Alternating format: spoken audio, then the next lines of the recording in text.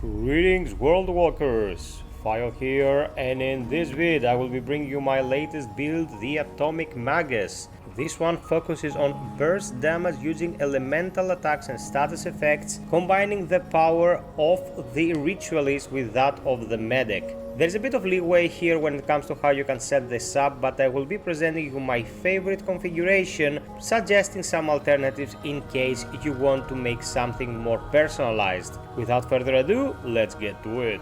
The core of the build is the energized neck coil. It reads: increases status effect damage by 25%. Directly applying a damage status effect creates a 5-meter explosion for 20% of the status effect's full damage. Each target can be affected once every 5 seconds. So what does that mean? It means that what we have to do to optimize this nuking build is to raise the miasma damage, that little number you see below the status effects, as high as possible. And here you see we're reaching almost 12,000. Now I have to make one thing abundantly clear. This seems like a pretty impressive number, but remember that 20% of this will be instantly applied. That is 1/5 of the damage. And after that you're getting a load of ticks, taking the enemy's HP down extremely fast, but not in the form of a burst attack. What we need to take home from this is that this will eradicate hordes of enemies up to medium status. The elites roaming some of the maps will be damaged effectively, but not insta-gib, but it has to be managed differently when fighting bosses, especially on Nightmare and Apocalypse.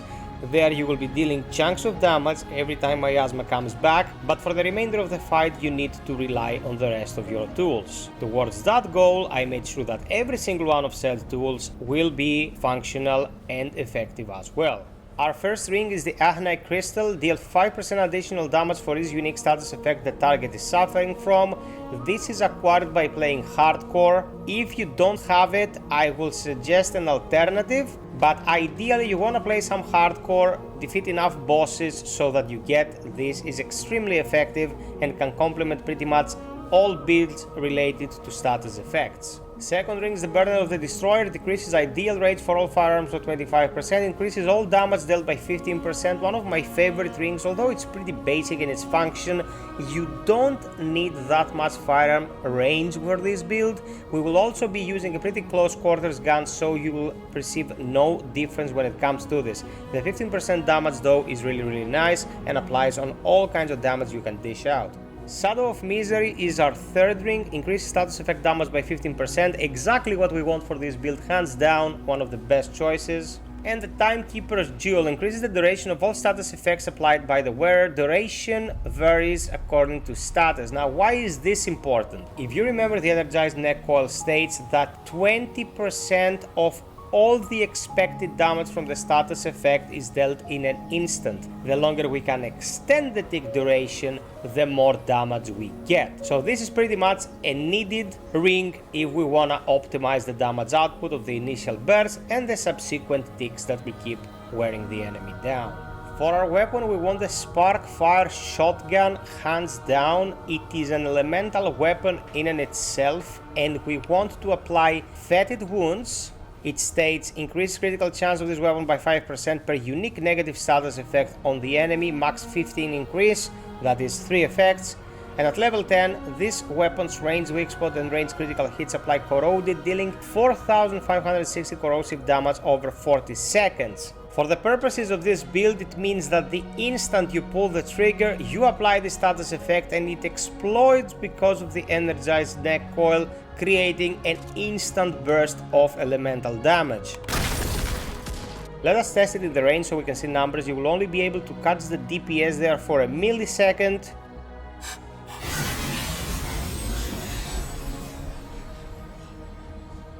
But as you can see, we get a huge chunk of initial damage that keeps climbing because we apply both burn and corrosion on the enemy.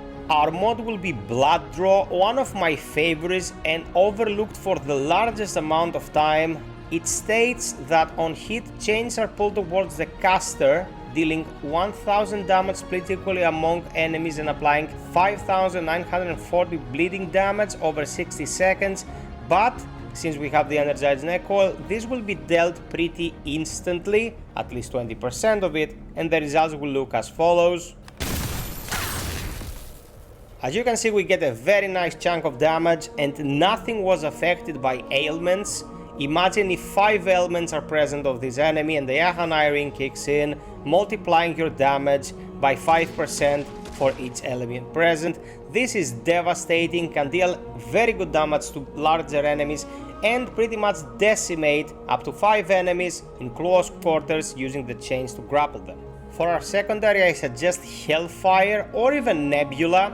I like Hellfire because explosive shot is fired affecting a large area, and then I put on Time Weave and can slow and proc fire for larger groups of enemies. As you can see in the description, it says spews flames that apply burning which deal 6,840 damage over 40 seconds.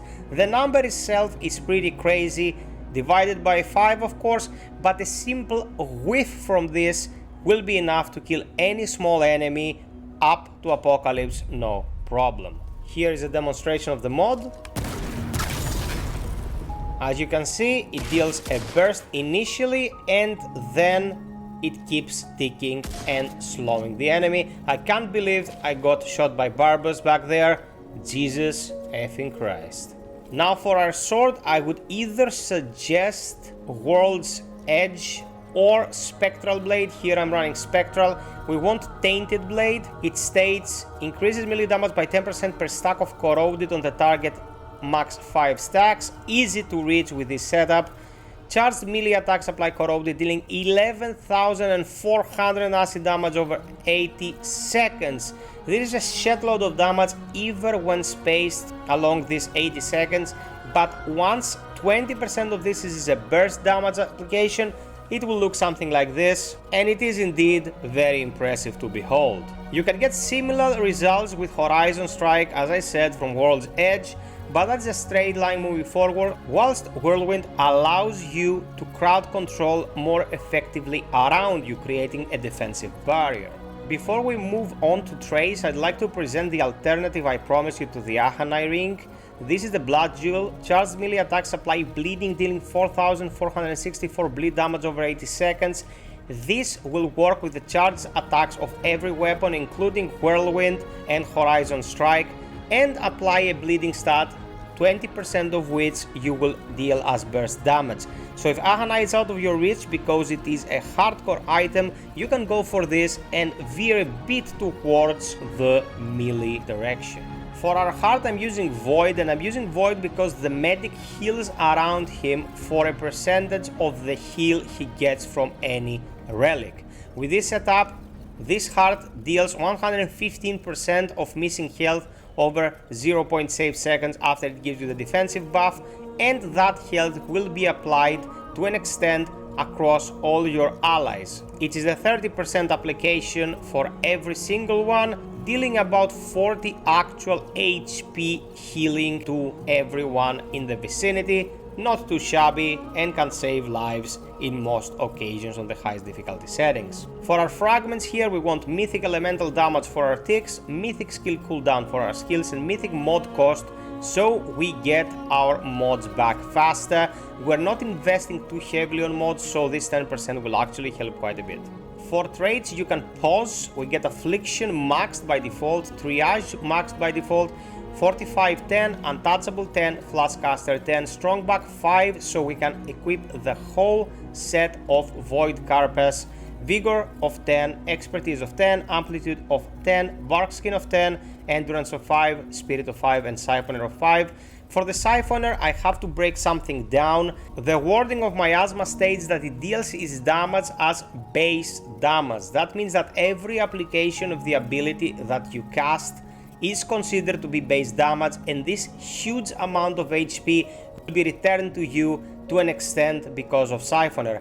It doesn't warrant putting 10 points in, it is not that effective because we don't build around siphoning, but for what it's worth, with 5 points you will be getting back some huge chunks, and that will indeed help you a lot. When all is said and done, your total damage reduction will be 53.9%. For Apocalypse, this will not save you in most instances. This is a pretty glassy build, so using a concoction to up your defenses like Midshake is gonna help your survivability a lot. There is no way to improve this build defensively without sacrificing a big chunk of damage. Everything you take out of this combination will indeed hurt your ability to burst down the hordes.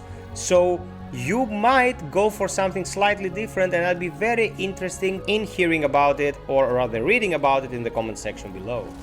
So this is it, World Walkers, my Atomic Magus build, focusing on destroying hordes of enemies over an insane range using miasma and applying a shitload of effects on the enemy, debilitating them and making the entire team's life easier. This build is not meant to eliminate bosses. If you want to build about eliminating bosses really easily, even on Apocalypse, check this one right here. Subscribe, like and share, and until next time, be well, stay frosty, and always strive for perfection. Cheers!